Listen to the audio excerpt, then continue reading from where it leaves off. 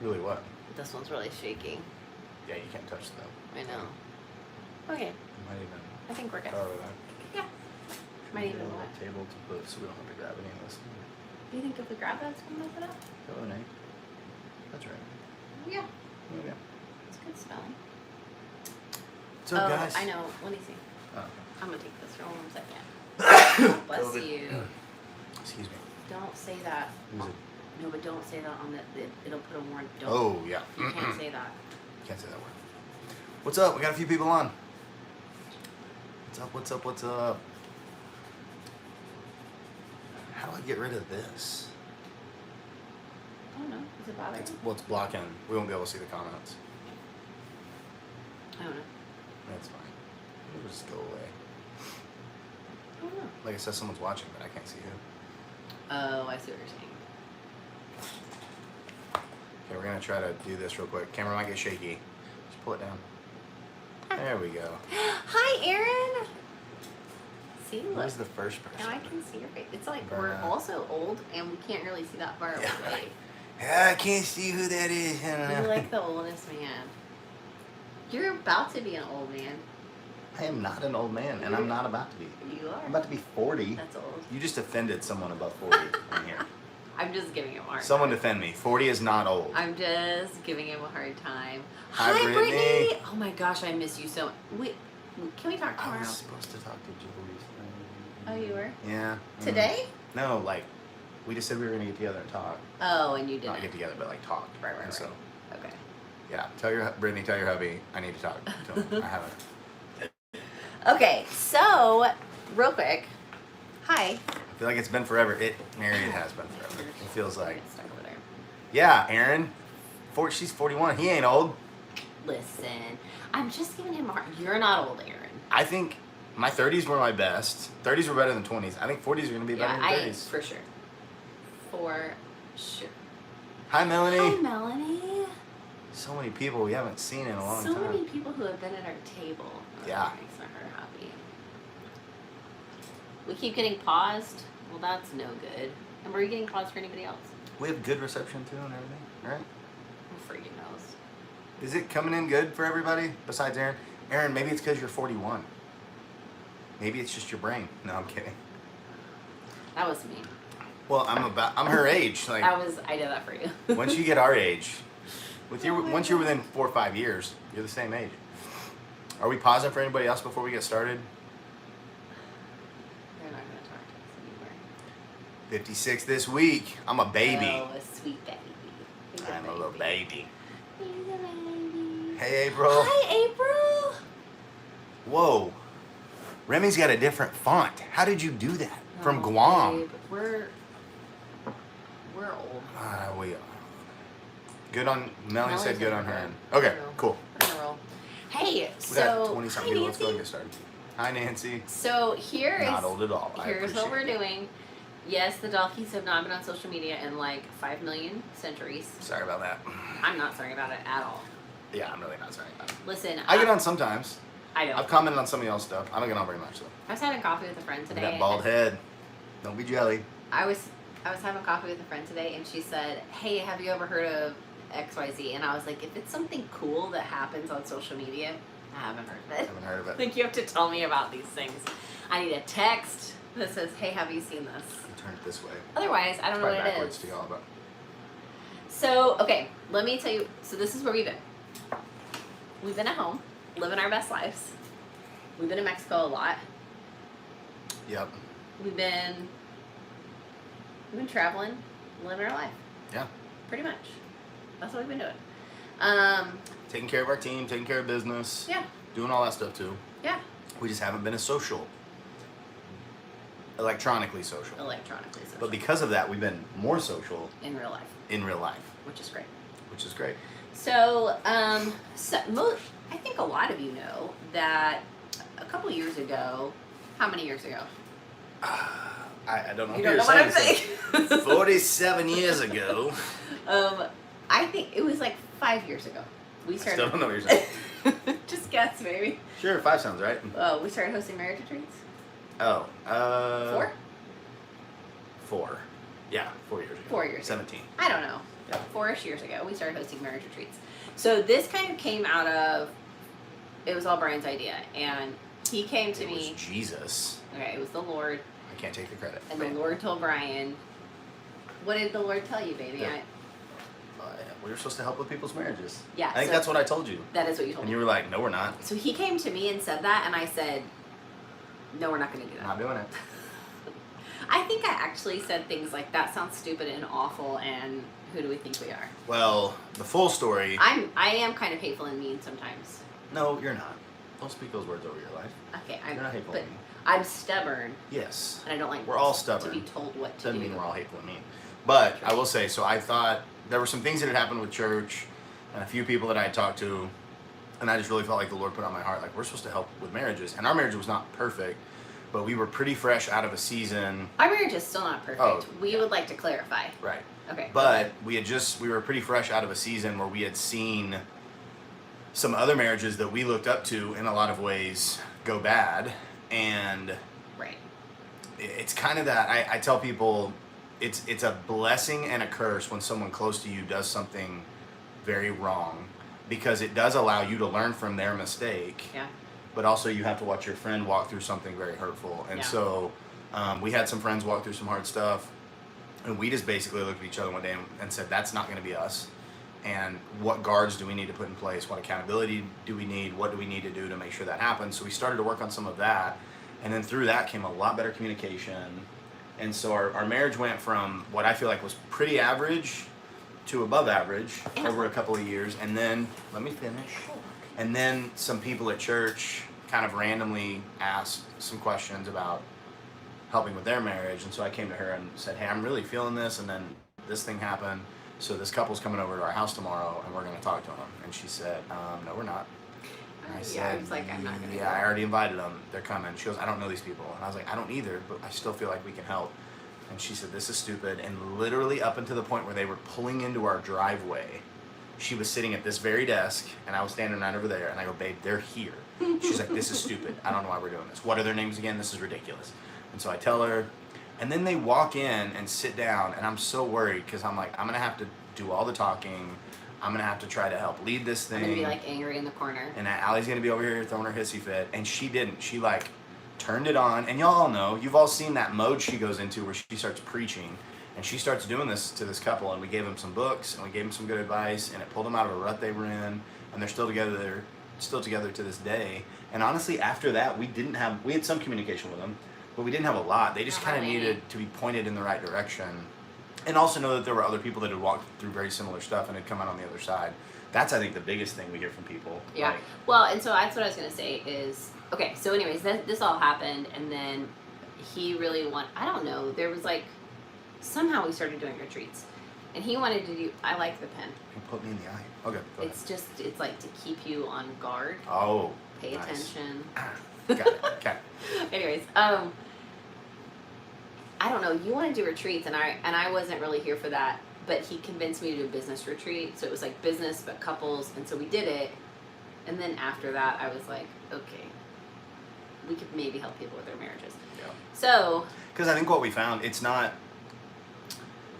How do I say it? So, what we do might seem intimidating to some people. Like, if you put ourselves in if you put yourself in our shoes, and you were to say, like, I could never do that. Like, I could never sit around the table with people and try to speak into their marriages. You say that.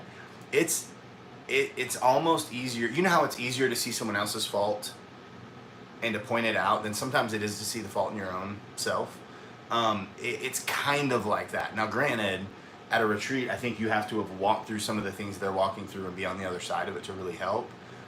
But I think the thing she was worried about the most, and the thing that I wasn't maybe as much, because I'm a talker and I'm outgoing and all of that, was we're going to get presented with something that we maybe haven't walked through, and how are we supposed to help? Right. And we learned pretty early on just to lean into the Holy Spirit. Yeah. And let Him lead through that. And it's okay to say, I don't know, but let's figure this out together and have some accountability. Yeah. So anyways, what we want to do here is so we were talking the other day, and we, really? ooh, special one? They're like mine, I think. Anyways, we don't have a marriage retreat happening until February, which is Yep. a really long stretch for us. It's the longest stretch. Well, We COVID. but then we did 2 last year in the middle of COVID. Not in the middle of. But, Toward the end of it. Oh, But we went 6 or 8 months. Trying to put a freaking Can't say that. PSA Yeah. on our deal. You can't say that. Don't The say C word. that. But C word happened, and there was like a 6 or 8 months. We had to cancel a couple. Yeah. But since then, Yeah. and before that, we've never gone. This will be like 6, 7, 8 months. So we were talking the other day, and I was just like, I just feel like even in this season that we're walking through, we don't have a retreat on the books. I feel like there's little small things that we can do to help people make tiny changes in their marriage that can make a huge difference. And that's one of the things we've seen is that so many people are so close to having kind of that marriage of your dreams, but it's just like you're a few tweaks away, and sometimes you can't see what they are and you don't know what they are. So we really just wanted to create space every other week to show up for you guys and just share what we've learned, and some of the things that we've walked through. And so tonight we were going to start by kind of telling you what we would tell you if you were at our house around the table on the first night of our retreat. And some of that is a little bit of our story, because I think it's one thing for us to sit in this space that we are now, where we've spent ridiculous amounts of time together as a couple, working together in terms of business and in this retreat space. Don't pick your nose. Oh, I wasn't. Okay. I thought you were. And but there was so much before that. Yeah. And there was a lot of mess. And so I would say we haven't walked through anything incredibly detrimental in our marriage, but we have been in a place, I was in a place for sure. We found ourselves in a spot where we didn't like each other. We didn't like being married to each other. And honestly, we didn't like the life that we had built, that we kind of thought it was everything we had worked towards, and we thought it was the thing. Yeah.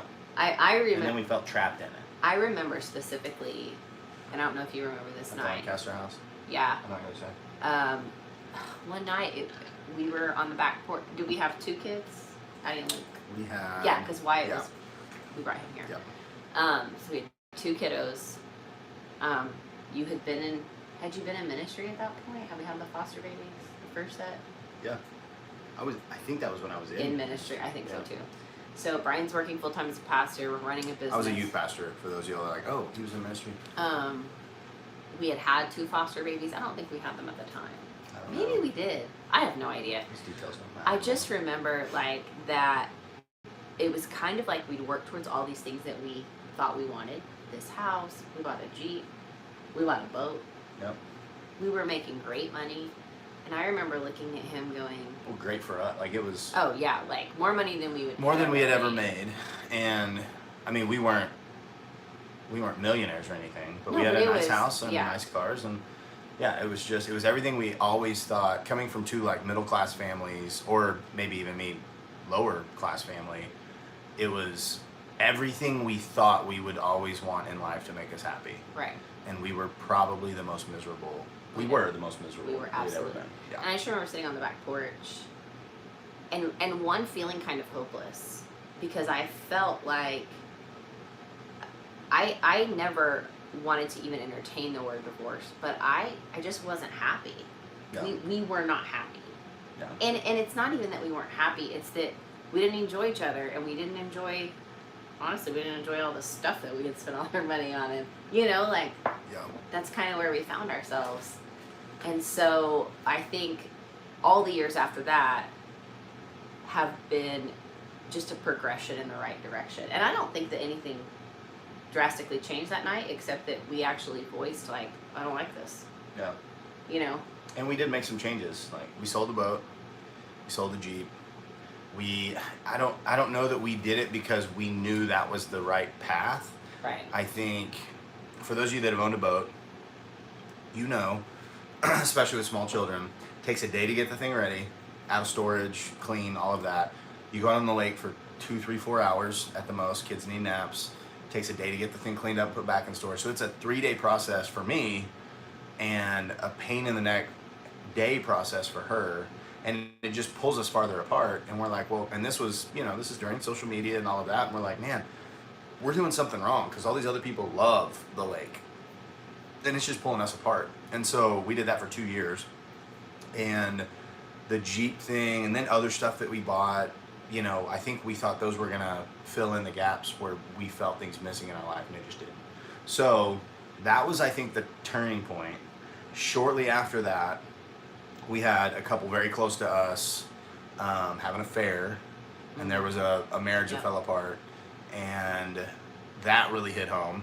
That actually drove me to coming back and like basically getting out of ministry and coming back home and working with her from home.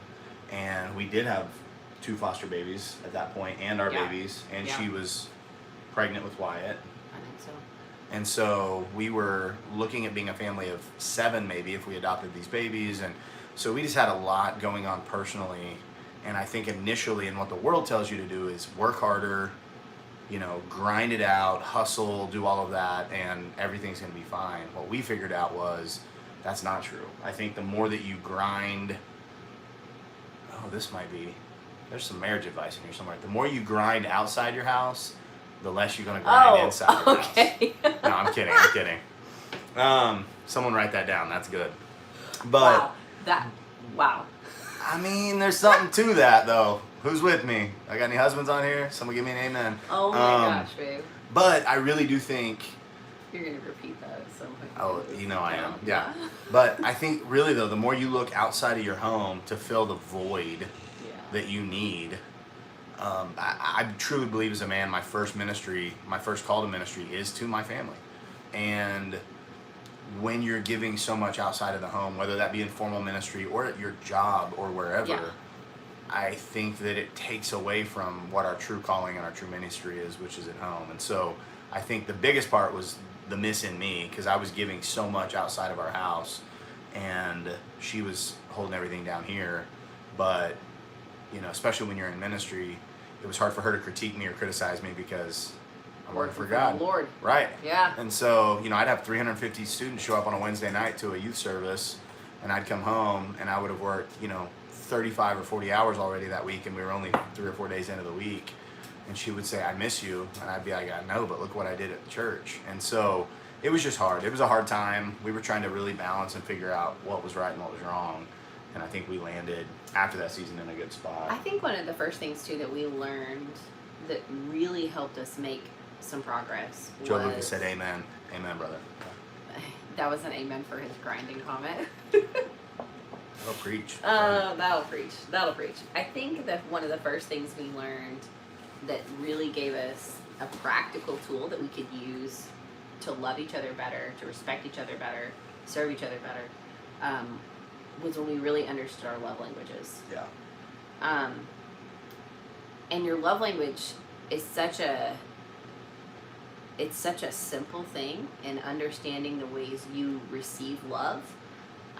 But sometimes we've talked to so many couples who the spouse doesn't even know what the other spouse's love language is, right? Yeah. And the fault that comes is when we often will give love in the way that we need it. Yeah. Instead of giving love in the way that our spouse needs, which is usually different. So if you know your love language, your top 1 or 2, put it in the comments. Let's see how many people kind of know theirs. So the big thing, the reason we think this is important, just like what she said, we default to showing love how we feel love. Mm-hmm. So touch, when we first got into love languages, touch was my highest, and I think it was her second lowest. Now, if you don't know about love languages, there's 5 of them. And they basically are the way that in the season you're currently in, that you feel love the most. So it can vary. It's not like one of those personality tests that's like, if this is what you are, it'll never change. But usually it highlights the things that are lacking the most in your life currently. So mine was touch because... Oh, I thought I said something different. Mine was touch because I think in that season, there wasn't a lot of that. Yeah. And yours at the time was quality time. No, mine. And words. Yeah. Yours has always been words. Mine's always words. But quality time, I think, was the second highest. Where now touch is the second highest. I mean, it changes. Yeah. And so it's twofold. It's 1, the way that you need in the season you're in to feel loved. And then 2, I think as you start to come together more with your spouse, your love languages start to align more, because typically touch, intimacy begins to become more important, because as you get more aligned, there is more intimacy, there's more connection, and I think certain things like touch get higher on most people's as they come together better. Yeah. So we're seeing a lot of people post words of affirmation, acts of service. Dana already said quality time. Really, I saw her. Yeah. Talk about. Joe, physical touch, words of affirmation. Yeah. Yeah. So the cool thing is, when you know your love language, and especially in the season you're in, and we recommend for people to take this, I mean, maybe every year. Don't you think? Yeah, because your love languages can shift based on what you're getting at the time. Yeah. Which is kind of what you said. The only one I think that doesn't ever truly go from the bottom to the top is gifts, probably. If you don't feel love in gifts, I don't think you'll ever only feel it in gifts. But I also think, so words of affirmation has always been like my highest. It's definitely one of the ways that I feel the most loved is getting words of affirmation. You're so beautiful. He's trying to fire me up. I was just kidding. But what's interesting is, even in seasons when you give me lots of words, it doesn't make me need them less. Right. But I don't know if that's true about all of them. Well, but if you're familiar with love languages, so everything's on a 10 scale. So you might be, or isn't it? Am I thinking of something else? I think that's right. I thought it was 5. Oh, my phone is not charged. Maybe it's 5. But you can try just to close that. But I think that there's seasons where the number might be lower, and some of her other numbers might be higher when I'm filling that bucket. So like when I'm giving her words. Oh yeah. Constantly, I think the number can lower, because it's not that she's, I don't know if that's gonna reach. Yeah, okay, it reached. It's not that she doesn't still need words, it's just that she's getting them. So on the test, usually on the test, the love languages test, it'll say, would you rather have your husband tell you you're beautiful, or have him tell you that he loves you, or hug you, or something like that? Well, when your bucket is full on touch, it doesn't mean you don't still need it, but it means there might be some questions that in that season you would rather have this other thing. So words will always be high to her. It will never be her lowest thing. No, yeah.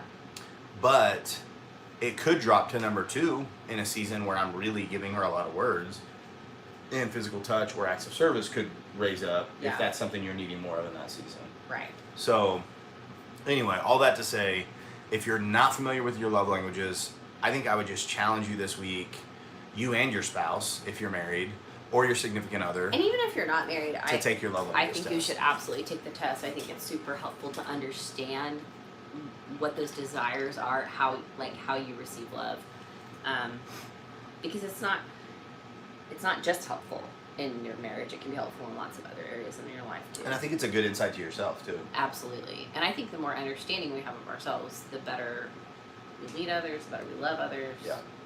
For sure. or not. So we do want to challenge you to do that this week if you haven't, and I would definitely say do that together as a couple. It takes literally like 5 minutes. You can go to lovelanguages.com. Well, I mean, it's like 40 questions. It might take 10 minutes. Take long. They're just this or this. So they're like, would you rather this or this? You click it, this or this. It could take 5 if you're really fast. I should have looked it up before we got on here. I think it's just lovelanguages.net. It might Possibly. not be. Google love The languages. 5 love languages test, and you'll find it. Yeah, you'll find it. And it's actually a really interesting read. If you really want to get into it, order the book on Amazon. It's like $11 or $12. Gary Chapman. Gary Chapman. It's an easy read, and it's a great insight. You can skip over the ones that maybe are your lowest, because... And you guys, I think it's incredibly insightful to understand your kids' love languages too. And really, depending on how old they are, you might be able to just tell their love languages.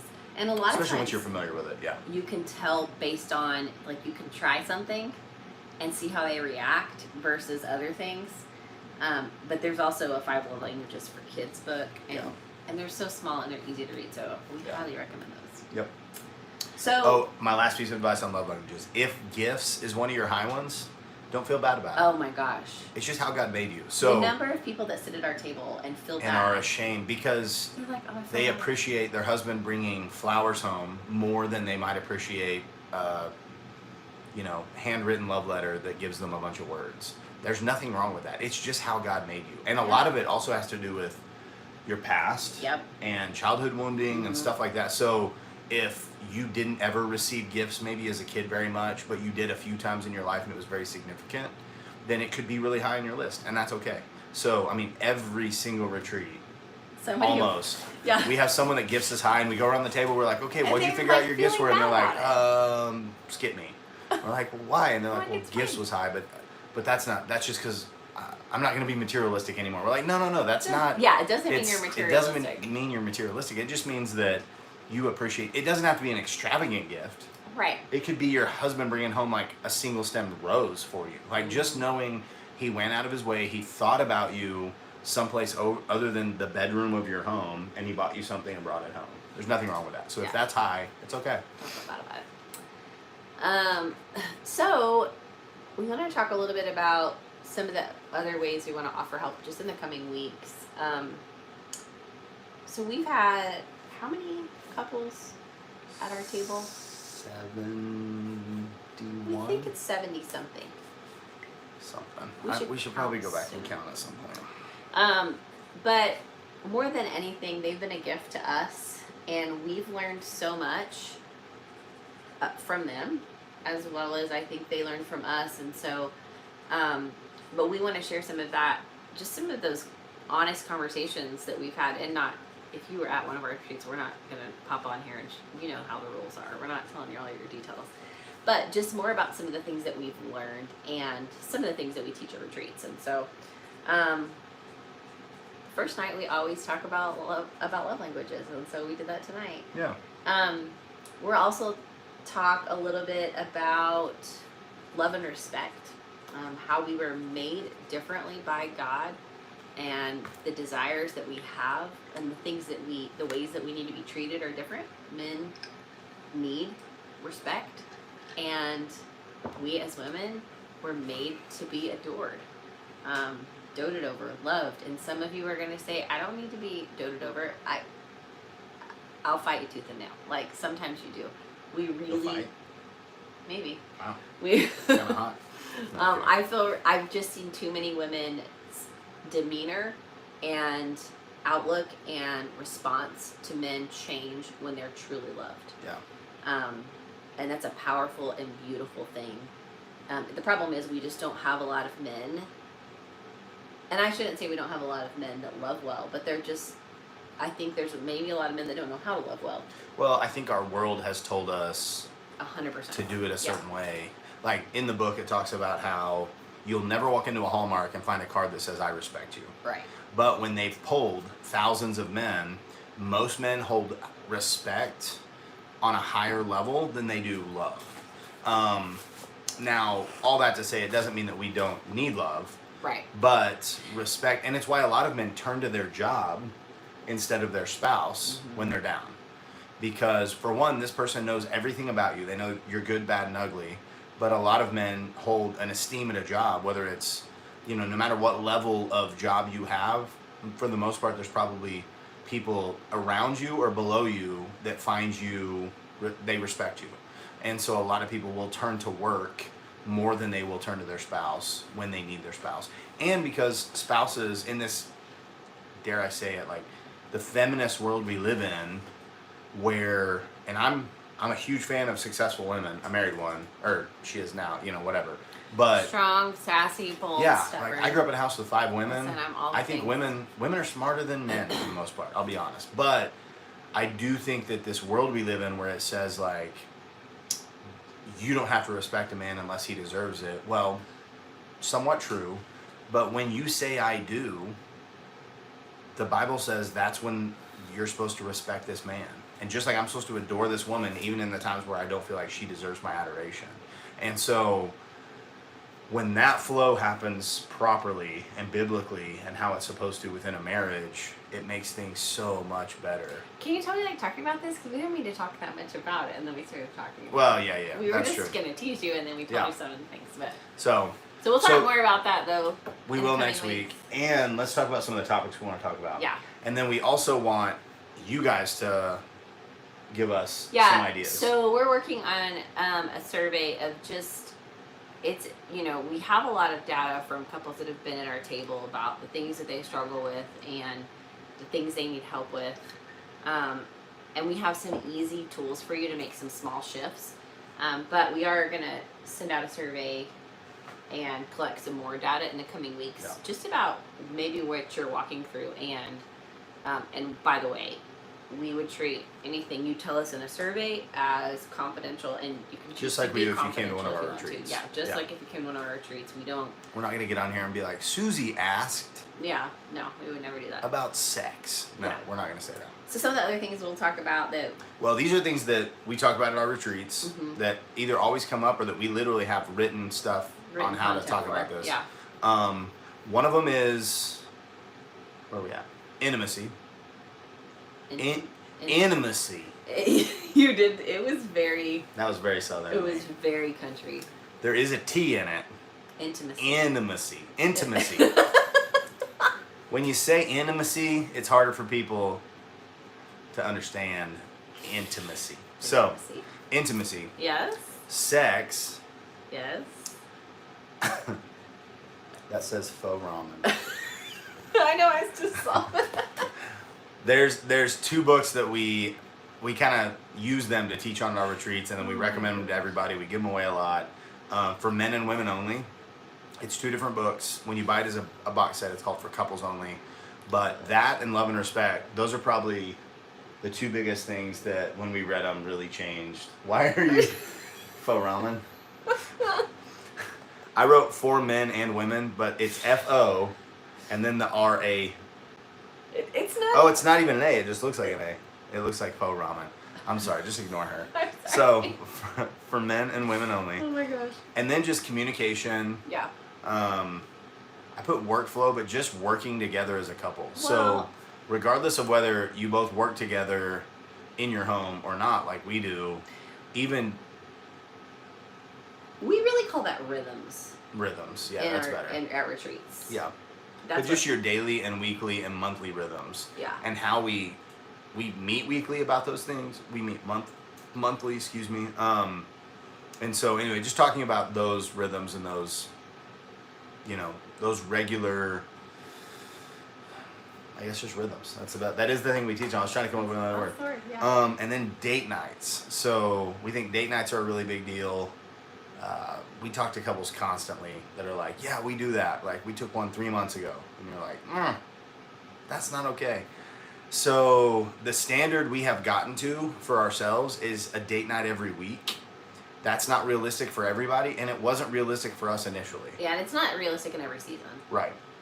Yeah, we've had seasons even recently where we haven't done that. Yeah. But I think that when you begin to prioritize it properly, you begin to see the fruit of it and see how incredible it is within your marriage, and your kids understand it. Like, our kids have gotten to where when we say, hey, tomorrow night's date night, they don't even say like, oh, but we want you guys to be here, or who's babysitting, or whatever. Like, they know how much we value it, and we've explained to them so many times that it makes us better parents, and it makes us a better family, and they even say, okay, cool, like, who's coming to watch us? And they see the fruit of that too. Yeah. They can see that we're different when we have time alone as opposed to when we're just always mom and dad. Yep. So. Yep. So anyway, so those are some of the things we're going to talk about, but we would love to hear from you guys. At every single retreat, we ask everybody at some point, tell us what you want to hear about, or tell us what you need advice in. We do something called a strategy session where we sit down and they tell us, we call them pinch points, but different things in your life that are like either hot button topics that you guys just don't communicate about, or things that always stress you out or you always fight about. And so if there's anything like that that you would love us to add to the list, we will go through those surveys, pick out. Y'all, and I don't 4, have 5, it done 6 yet. things. I'll post it, or if you're on my email list, I'll for sure I'm gonna for sure, it'll be there, but also we'll post it in the places. Yeah. The bottom line is, like, we truly believe that every marriage is just a few small steps away from being better. Yeah. And they're not huge, hard things. It's just that I think it's a culture. We don't talk about marriage enough. We don't talk about the hardness of marriage. We don't talk about how messy and complicated and sometimes frustrating it is. And all of those things are true. But I think we have seen that marriage can also be, it can be the greatest blessing of your life. And I believe that is true and possible for every single couple. Yeah. But it takes a lot of work. And it takes a lot of commitment and people coming alongside you, giving you tools. And so, if anything, we just want to be one of those tools for you, where maybe you take something and you try it and it works, and maybe some things are not for you, and that's fine too. But we believe that marriage is powerful, that it's legacy building, and we want it to be a blessing to you and not a burden. And so we want to just help equip you with tools to make that possible. And it's one of the few things that I can think of where God literally changed everything to make it happen. Yeah. So he looked on Adam and said he shouldn't be alone, and he created Eve.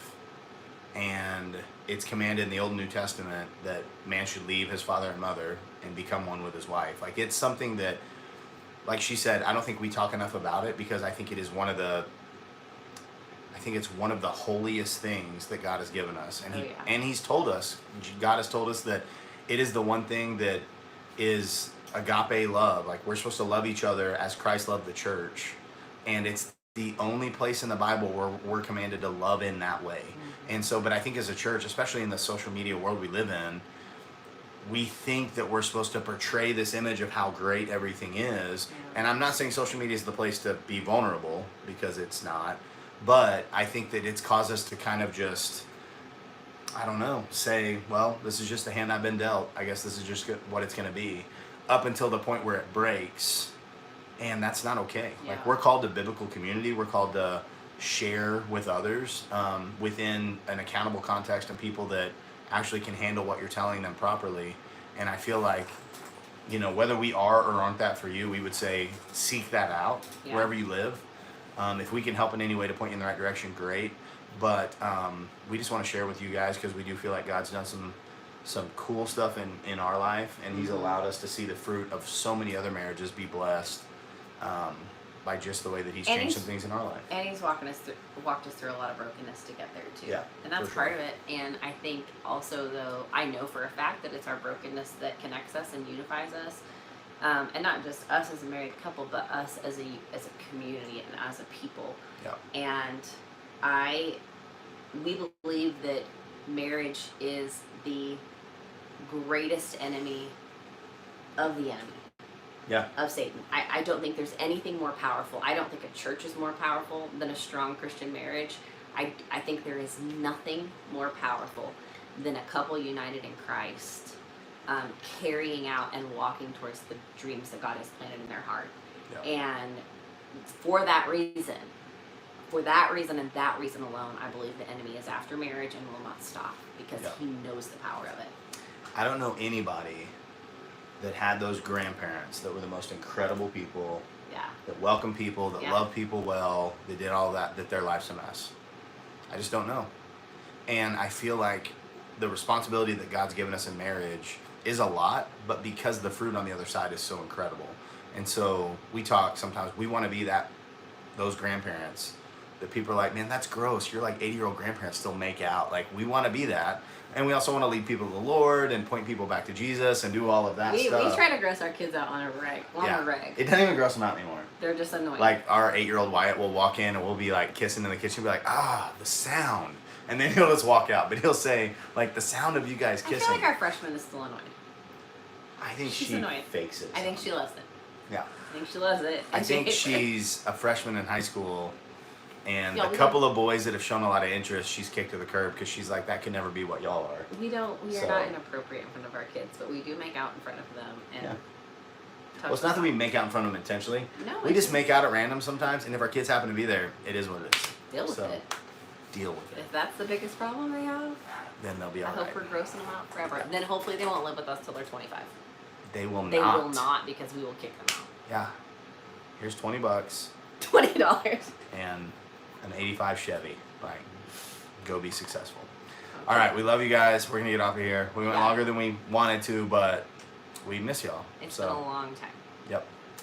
Y'all have a great night, and I hope you go take a love language test. If you haven't ever done it, or if you haven't taken one in a while, just go take it. Take a few minutes, and share that with your spouse, and get your spouse to take one too. And then look for the survey. If you haven't gotten it by watch your fingers. Friday. Did you just put the deadline on? Yes. If you haven't gotten it by Friday, send us a message on Facebook. It's find I'll it. I make don't it. want to read the messages. Send us a Facebook message, and I'll make sure you get it. Because if so, that means you're probably not on the email list, Yeah. or I will. I'll probably post it to this page. I will post it on the Allison Dalkey page on Facebook, and it will go out my email list. So those places I know for sure it will be. All right, love you guys. See Have a you later. great Tuesday night. You turn that one off. I'll turn See you this later. on. Oh, I don't know how to turn mine off. Well, this is awkward. Okay.